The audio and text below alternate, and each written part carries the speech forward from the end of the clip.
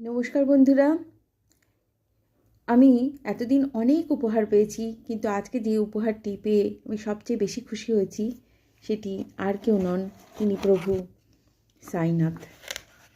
ওম সাইনাথ। আমার মাসি গেছিল শিরিডিতে প্রভুর দরবারে প্রভুকে দর্শন করতে।